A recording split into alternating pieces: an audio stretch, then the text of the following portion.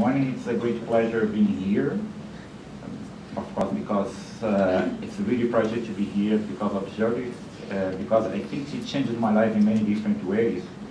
And back when I came to Boston in 1997, 1998, I came to Boston University to the PhD program in economics, and my first year was completely disappointed because before coming here I was working for the government, and then I realized that taking a major in PhD in economics spend a lot of time solving problem sets, and I was not accustomed anymore. And then suddenly met Judith and Richard Locke, and I talked a lot with them, and they convinced me that coming to MIT to public policy department would be much more interesting. And I realized that because they treat you like a co-worker, not as a student, and it was really, really a pleasure to come here. And the same way, it was really, really hard because as an economist, I was trained through my life, to have specific answers to many problems. And then suddenly I was here in MIT. When I came here, I thought, oh, I'm coming to one of the best universities in the world. So 4 years from now, I'll have the answers to many problems. And then in my qualification exam, I'll never forget that. She asked me, okay, say something. What did you learn being here, etc. I was with her, Paul Smoke, also. And then I told them, when I came here, I thought I would have the answers to every question. And now that I'm finished the program, the courses, I realized that I have a lot of questions. I don't have the answers. And that's the point of learning, because she taught us, how to raise the right question. And it's really good because it allows you, to move from different branches of the literature. And there is something else that I learned with her, because she was always reading different kinds of, reading some completely different literature.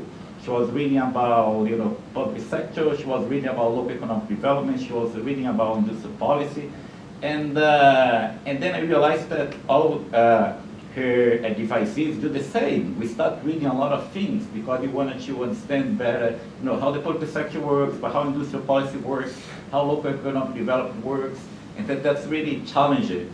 And basically, it changed my life. But it was really influential. It had a great influence on me, and I had the luck because I never finished my PhD thesis. I hope to finish 2 or 3 months from now. And then they gave me the pleasure, to follow different Judith students. And the last one was Salo and Roberto Pires that we did this research together in Brazil, and it was really fun. But I also worked with Pupin, with Raquel, and many others. So it was really, really good for me. And sometimes it's really hard.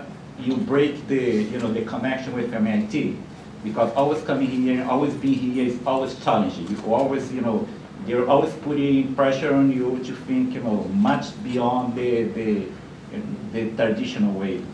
And it's really good. And basically, I'm going to talk very quickly about my last research with Judith. That's the main topic of my thesis. That is about a little bit about informality, and I was driven by the same paper that Judith wrote some time ago about the Davis deal.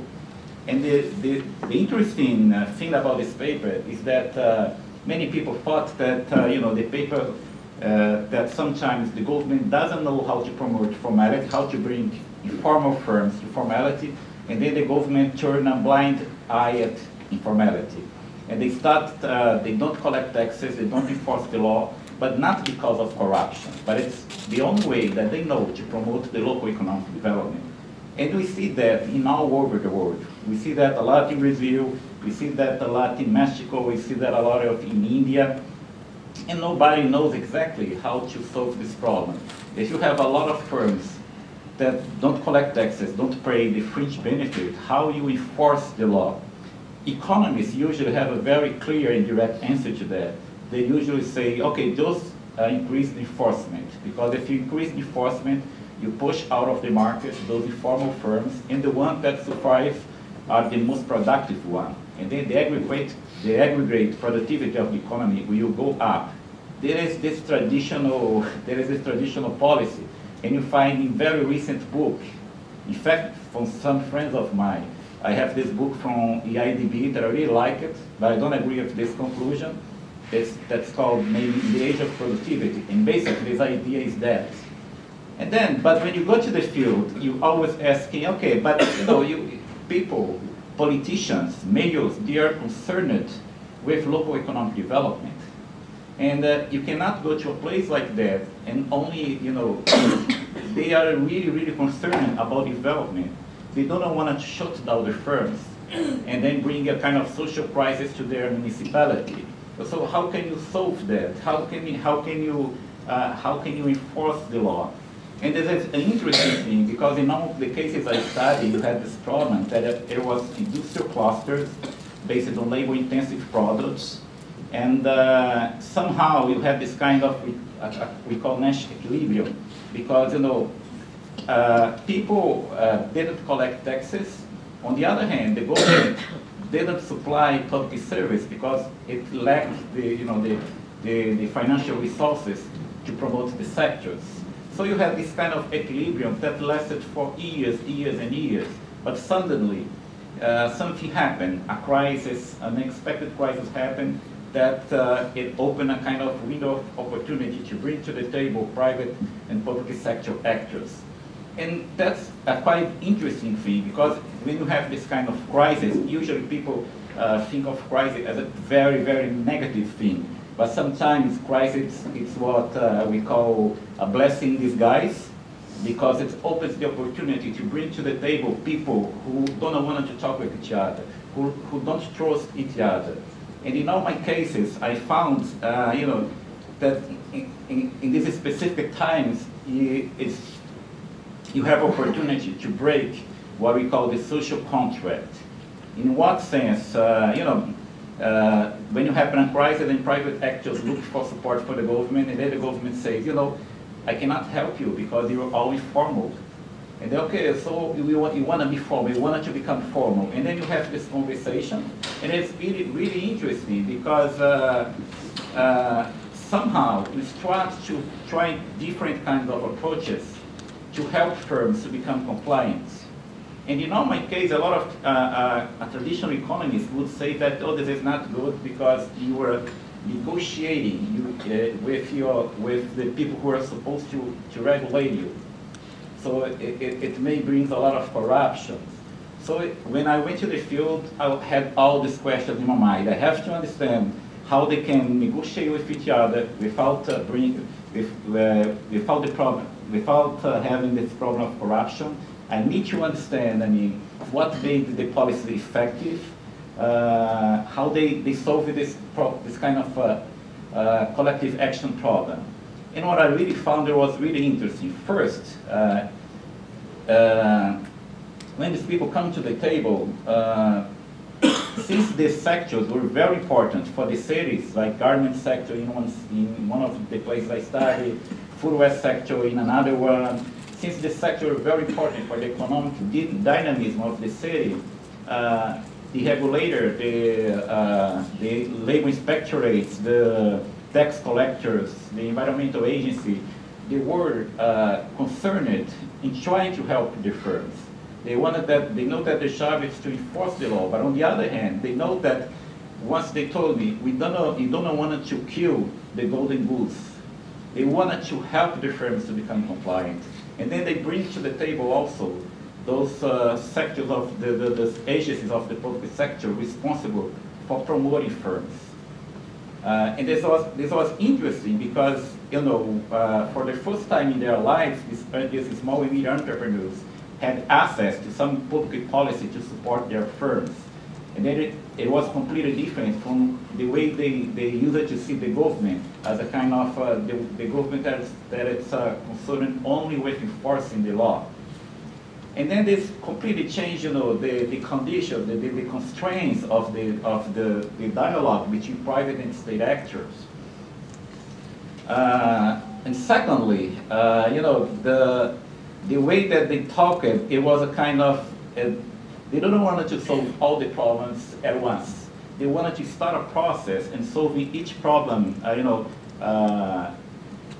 step by step. And it did a lot of difference from the point of view of of the firms, because also changed the culture of informality. In many of these countries, in these places, firms don't see it themselves as you know, if I start collecting taxes, I will not be competitive. But suddenly, they have the support of developmental agency helping them to upgrade, and once they upgrade, they start collecting taxes, and they saw, you know, in practice that they could do both, that I could pay taxes, I could pay the fringe benefits, and I can still be competitive. And it changed all the way, you know, the enforcement work. And then the second stage of the process, the enforcement agencies started to focus more on the enforcement side. So in many cases, in these 3 or 4 cases I studied, this led to this positive outcome. When you, after 2 or 3 years, you have many firms starting paying taxes, starting paying the fringe benefits, and also complying with the environmental law. And at the same time, they continue to be competitive. And that's, I mean, that's the thing unexpected from the field. It was quite interesting because I studied many other cases where this same partner didn't happen, and then it didn't happen because the government tried to do the traditional approach. In one of the cities, there was, you know, just 30 or 40 kilometers away from one of my successful cases. The state attorney office failed to push firms for the formal sector to make firms compliant, because the state attorney actually decided, no, I don't want to negotiate. I'm a law person. I wanted to enforce the law. I don't have to bargain with these firms.